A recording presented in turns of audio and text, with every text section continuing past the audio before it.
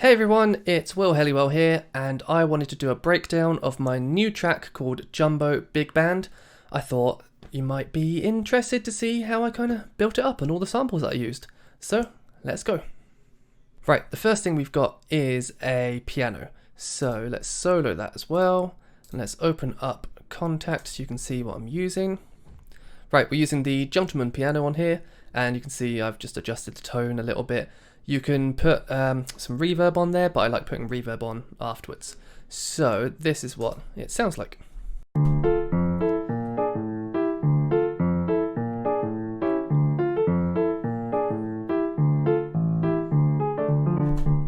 So nice and simple, it's just a 4-bar loop, and that is the basis for the whole track really.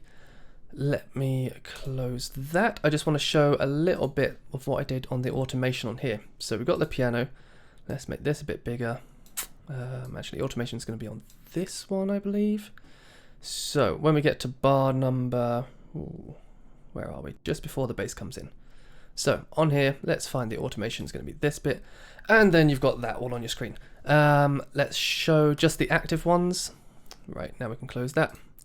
So I've got a bit of automation on here. We've still got the piano soloed, so that's all right.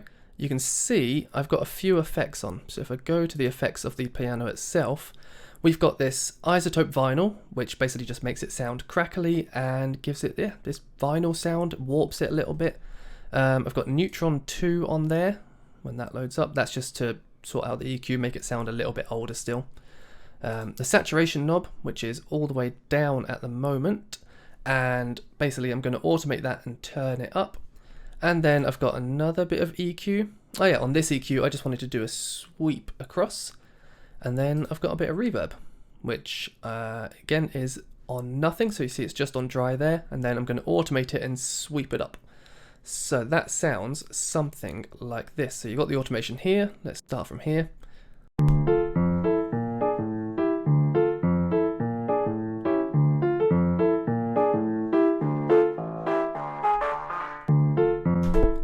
So it sounds like that. So you've got the automation, you can see every little bit, saturation, and you've got the high pass, low pass filter, sweep there.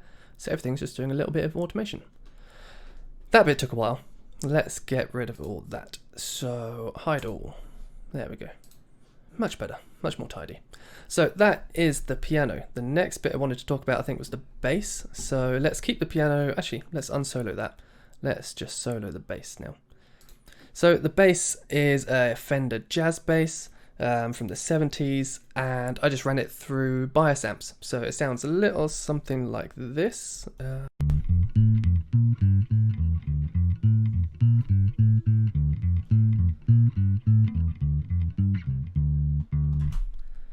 Again, fairly simple bass line. Yeah, played in, and it's got it's a little bit clicky, but once it's in the mix, it's kind of hidden, so it's all right. So this is the amp. It's going into bias amp on here, and yeah, when you're in here, you can change everything. So this is like the front of the amp like you get normally. But then the cool thing with bias amp is you can go inside. So you've got the preamp. You can choose all the stuff in there. Tone stack, power amp, transformer, cab, and on the cab you can choose different cabs, and you can also choose the position of the microphone. And then it's got just its own EQ at the end, just to give it some more bass. And then I think I just put a compressor on at the end just to make it stand out. I think I did a bit of side chaining. But yeah, that is the bass. So along with the piano, actually you'll hear that all together in a second. So that'll be all right. On to the next bit. So the next bit is going to be the drums are going to come in. So let's keep the bass in. Let's just put the drums. There we go. So we've got a drum track. So on the drums, we've got a kick drum. And let's zoom in a bit there. And you see the kick drum's actually made out of 2 different samples. So together, it makes it more interesting. If you have one sample, it's okay, you can get some nice samples, but stacking them together means you can adjust the volume and kind of make it your own a bit more and give it, again, a bit more power. So the bass drum, along with the bass, just sounds like... just a nice 4 to the floor, thumpy bass drum. Again, nice and simple. Alright, let's go on to bar number 25. So we're here. So you see on this bit there's actually nothing new coming in, but what I have got is Reason.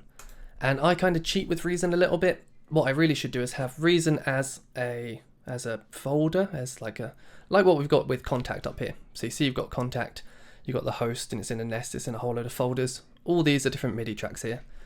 Reason, I should do the same thing, but I find it so fiddly that it's most of the time not worth it. So what I do is I just have Reason and I just rewire it and just open it up. And any mixing and stuff I do, I just do inside of Reason. So I've only got one thing in here, it's nice and easy. We have got Dr. Octorex. So for this bit, we're on bar number 25. Let's make sure I soloed it, yep. So bar number 25, I use Dr. Octorex to play in a sample. So you can see this is Dr. Octorex, this is all the splices here, all the sample bits. And when you play them in, if I double click on there, you can see the MIDI that I played in. And that's just played in with the keyboard. So basically, each bit on the keyboard is just going to give a different bit of sample. So have a listen to that.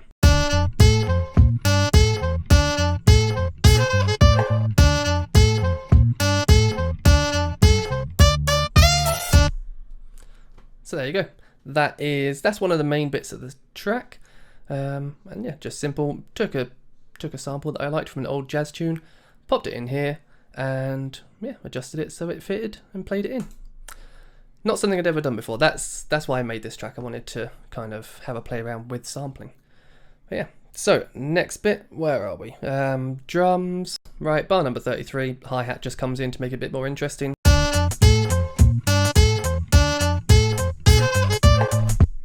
You get the idea. And that little noise that you heard there, little drum, that's actually in the sample. So that's not something I've added in, it's just something that's there and again makes it feel a bit more alive, I think. That's how I describe it anyway. Alright, next bit. So bar number 41. Right here we've got a breakdown. Let's solo this, let's unsolo those for now. Right, so we have got this is Serato sample. And this is the same kind of idea as Dr. Octorex, but I think it's nicer to use. So if I load this up and show you what it looks like. Let's close that. Oh, there we go. So this is Serato sample. So all of these buttons along here, the blank ones you can add more, but these are the active ones at the moment. I think I'm only using about 3 of them. But this is your whole entire track here. You can zoom into a bit, and you can start the sample and you can end it where you want. So if I just hold down on that one, it just plays that first little bit. If I hold down on this one, so you can hear again that one's got some drums in it. So this is why I kept my drums quite simple, just with a bass and a snare, because there's drums already in the other samples. And like that one. So anyway, I'll stop playing with that, you get the idea. So on this bit, I just played in the MIDI and created something that I thought was kind of groovy and cool. So have a play of that bit on there.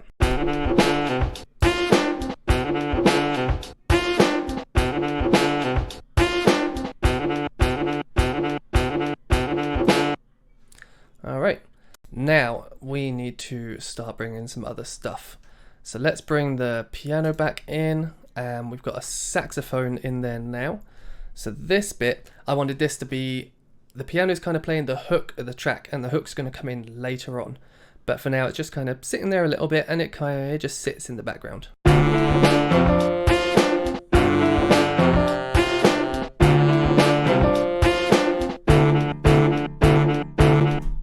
So it's okay. Let's add in. Alright, let's put the bass back in, and let's put the drums back in there, so we're good on that bit. And then the only other bit that we're missing, so let's play it with that.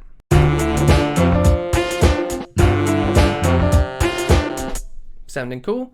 Now let's add in this thing called Mega Brass. So let's solo that one. Let's open up the contact thing so you can see that. And Mega Brass is this crazy looking thing. So this one, it basically, on the left hand side you've got your brass, on the right hand side you've got your mega, which is keys, and everything just sounds huge with this. It can sound too big, but yeah, it just makes everything sound huge. And because I don't own many brass sample libraries, I've just got some orchestral stuff, nothing really suited for this type of music. I thought I'd bring in Mega Brass. So this one should kind of thicken everything out.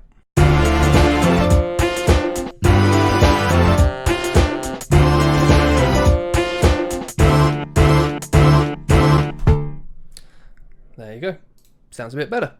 And then when we get up to this bit, I just brought the trumpet in. So if I get rid of the piano and get rid of the drums for now. So now we've just got our 3 bits of brass. We've got sax, trumpet, and this Mega Brass. That's what it's called. So these 3 things together, I just tried to harmonize a little bit.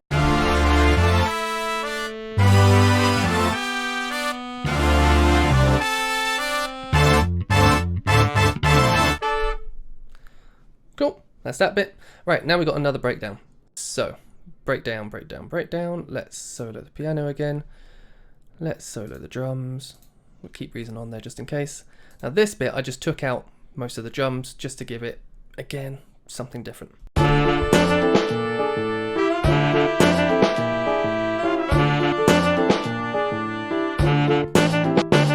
drums come in.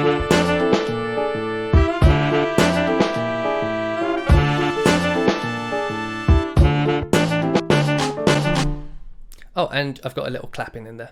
So the clap, I just thought it's kind of old school, isn't it? So let's put a cheesy clap in, why not? All right, and then the last bit. So from bar 81 to 97 is the last section. And this is where just everything comes in. I tried to make it as big as possible. I did have a bit of trouble with, again, this Mega Brass thing. Like I said before, it sounded too big and it was just taking up all the room. So tell you what, let me solo again. Let me just have the sax, Mega Brass, and trumpet. Let's get rid of the drums. We'll keep the bass and get rid of that. So you can kind of hear the harmony that I was doing in the end, and it should be panned left and right a little bit.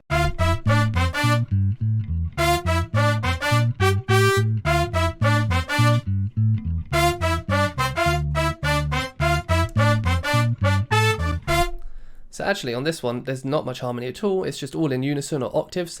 Yeah, every time I tried to do harmony, it just sounded too complicated and like I was basically trying too hard.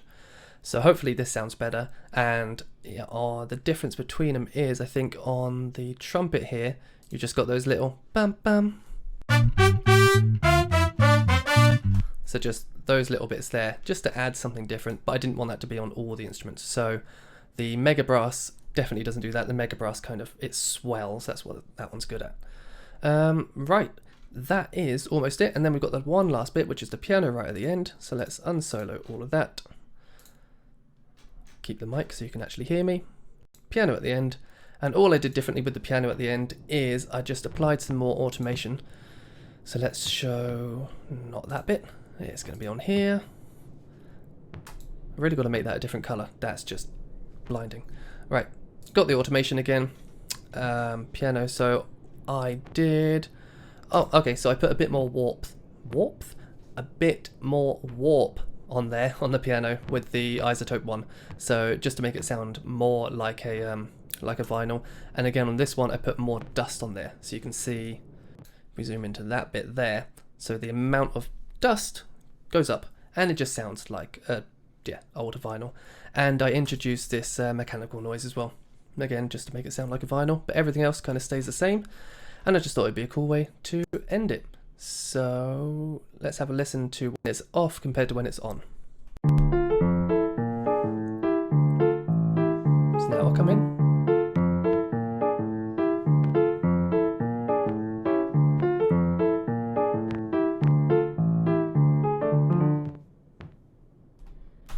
And there you go. So you can hear that little kind of clicky noise at the end. Right, that is the whole track.